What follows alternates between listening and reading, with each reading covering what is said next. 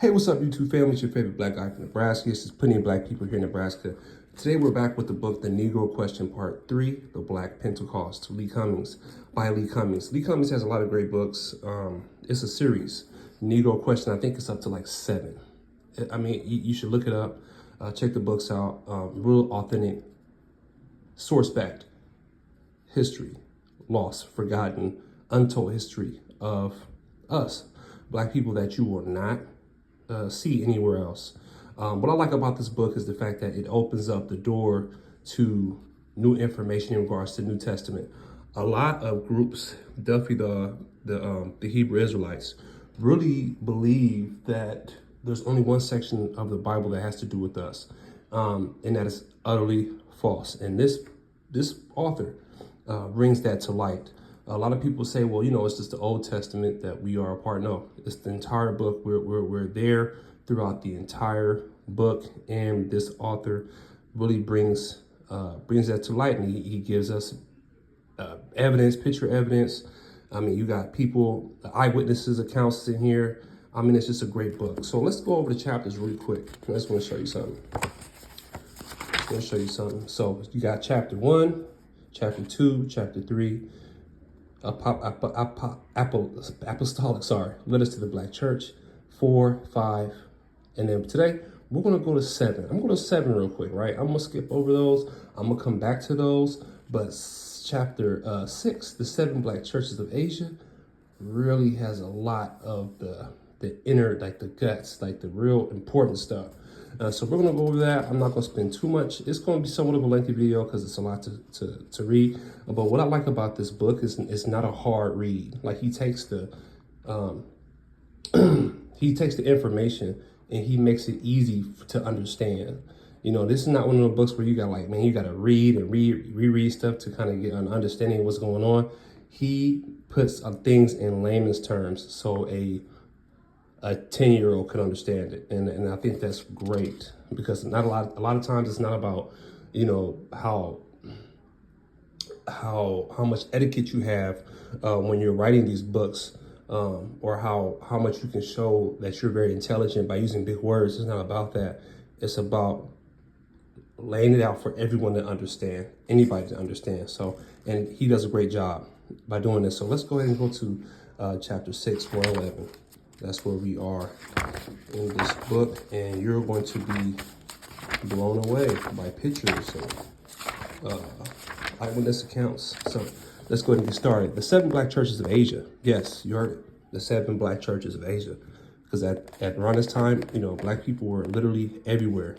Okay, so if you look at this map from Roman 425 AD, you will notice that the location of Phrygians, I'm butchering the words, I'm sorry, and Lydians, these were black nations. King Midas was a Phrygian, and the location of the Phrygian Empire was none other than modern-day Turkey. This location of ancient Phrygia is the same as that location of the 7 churches in Asia. Compare the 2 maps, see the second map below. The 7 churches were located in the bottom left corner. Okay, and you have the Black Sea, Mediterranean Sea, Cyprus, Syria, Cilicia, Cappadocia, Lydia, Mysia, Pontus, Thrace, Macedonia. Okay, next page. Of this map, which is Western Turkey and also Western Phrygia, all the black images of the Jews are being unearthed in ancient Turkey. Ephesus. Okay, look at that picture. Image found at Ephesus. The image is housed at Louvre Museum, Paris, France. This image was found in Ephesus, modern Turkey, and if you take a closer look at Ephesians, you will see that he has an afro and his brown skin. But I have greater witness than this. I would like to call on the famed Greek historian Herodotus, because he was an eyewitness as to what an Ephesian looked like. Herodotus quotes the lineage of the Greeks. Greek historian Herodotus wrote his works called the Histories. They were divided into 9 books: Clio, Thalia, Erato, Ypri, and I'm not going to read all those, and I'm going to butcher them. So let's go ahead and just continue to go and read it onto the bottom of the page, or the middle of the page. Herodotus writes about the Pelagic ancient Greeks peoples, being black Greeks from ancient times. Herodotus states that the Hellenists absorbed themselves voluntarily with the invading white barbarians, but that the Pelasgic Greeks remained pure black Greeks. I'm having a hard time digesting this, but what can I do? I am siding with Herodotus not because of what he writes, but the archaeology supports his argument. The Project Gutenberg Extent of Hellenica by Xenophon, translation by H.G. Dawkins. Xenophon was a soldier who wrote the Anabasis, and in it he describes an interesting scene in which the Ephesians are going up to help Darius the Mede in war. General Agasius picked up his whole army in Ephesus, but they needed training, so they picked up prisoners along the way. He ordered his men to strip the prisoners so they could see their white skin, which looked like it never had seen the sun. Why would the Ephesians be amazed at the white skin of their prisoners if they were white also? They were amazed because the Ephesians were black, just like the archaeology suggests. This is what I call an algorithm. When you are missing a variable, you simply go back into the answer. It is apparent when the apostles wrote to the Ephesians in your Bible that they're writing to a black nation of people. The reason I'm using this information twice on Ephesians is simple. Why reinvent the wheel? So we got pictures here. Julia Domna, a Smyrna location of artifact numismatic coins. Key search word, Julia Domna, Smyrna, 217. Saint Polycarp, Smyrna, location of artifact, Vatican Library. This coin was found at Smyrna in Ionia, one and the same. As you can see, the coin depicts this black woman, Julia Domna, a Smyrna, with thick cornrow hair, which is indisputable as a black hairstyle. She was the wife of the black Roman Caesar Septimus Severus. If you remember the history of Smyrna, you would know that Smyrna was part of the Black Lydian Empire. To further strengthen my position that Smyrna was a black city, I included a picture of the black priest Polycarp, who was from Smyrna and who was undoubtedly a black man.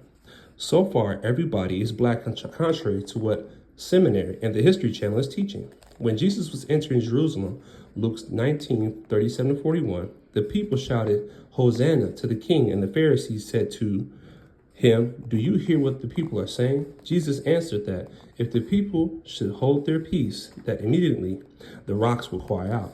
This is what you are seeing through the writings of this book. The earth is crying out and testifying about the ancient people of the earth. All the people of the earth left a legacy behind in the dust, because on dust of the earth, and so will this generation. But who will believe the report of one of the greatest scribes? The earth itself. Pergamus. King of Pergamus, Cyrilius Attalus, 214 AD. Location, Pergamum Museum. There's a picture there. As you can see, the image of the ancient king of Pergamum is that of a black man. But as I have gotten deeper into my research, it no longer surprises me. It is the location of Pergamum within the Central Asian country of Turkey, Anatolia, that will give away the color of these people. This king is depicted as black with nappy short fro and nappy facial hair. What is my conclusion? The people of Pergamum were black. Next, and that is this picture here. Very interesting. Lydia of Thyatira, image location, Wikipedia, Encyclopedia, Vatican Library Museum. Thyatira was part of the Lydian Empire, and the Lydians, Sardis, Ionians were black people. Thus, an ancient Thyatira person would look like this image of Lydia of Thyatira, mentioned in the book of Acts by Paul, Acts 16:14, the apostle. This image of this black woman is currently being housed at Vatican Library. I am surprised that the Vatican has not tampered with the blackness of this woman's picture.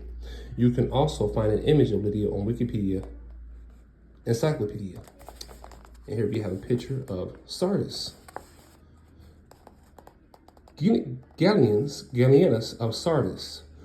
Wild Wind Coins, Imhoof, LS 24 or 21, coin, carbonated 270 AD.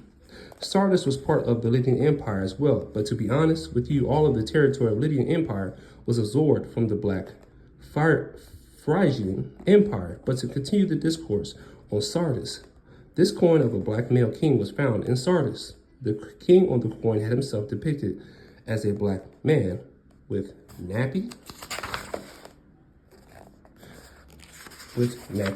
hair. I'm sure that's supposed to be nappy hair. This coin hails from the time of Vespasian Caesar. The coin looks like a modern day penny. Laodicea. Flotilla of Laodicea location, Wild Wind Coins, RIC 359 to 363. The historians write that Laodicea was an ancient metropolis of Phrygia, and without beating a dead horse, Phrygia was a black empire. The location of Laodicea depicting themselves in their art as a black people. It is important that in closing on the 7 black churches of Asia that we examine this profound argument. The argument of art. What is art? Art is the silent expression of the brain in its attempt to communicate with the universe concerning the things that it sees. Art is the brain looking into the future, seeking some avenue to maintain a place among the living long after it dies. Yes, look at the beauty of art. The images don't move, they don't speak, yet they tell you the story of generations that have come and gone. Art is the silent witness of the past, without uttering one audible sound, and yet with this imaginary drawn on paper. It speaks greater than 1,000 words. Art cannot be silenced, but it can be manipulated. And this is what this modern archaeologists, historians, museums, grammar schools, universities, Department of Education, and some churches has been found guilty of. When you manipulate the art of a nation, you trample the past. You have committed a crime against humanity. This is the church's form. This is the greatest form of genocide that one can inflict on the people, the genocide of the mind with false images. Think about this for one moment.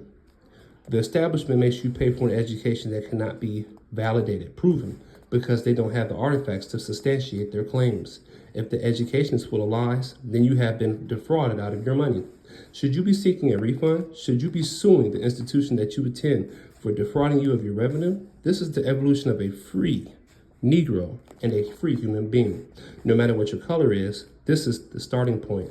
You will never reach your full potential as a human being by simply being everywhere you are supposed to be and doing exactly what you are told to do. You must, I repeat, you must take the time out of your busy schedule and think.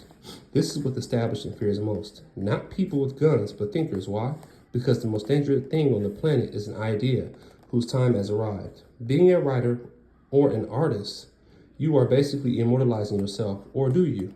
In 2 Peter, the 3rd chapter, Peter describes a scene dealing with the 8th day of the coming of the Father's kingdom. 2 Peter 3, 1 through 14, in which he says that all elements of this earth, will dissolve. Everything. It appears that when the Godhead shows up, a man's history will be done away with. His books, art, weapons of mass destruction, everything. So, that is the end of that chapter. Chapter 7 is the Black Byzantine Empire. And it goes over, there's more images. More images. Much more images. More images. So, if you guys enjoyed this, please let me know. I can go ahead and do some more content out of this book. The pictures are there, guys. The information is there. It's all here. And it's all matching up. So I hope you guys enjoyed the information. I can still do a lot more content out of this book. If you enjoyed it, let me know.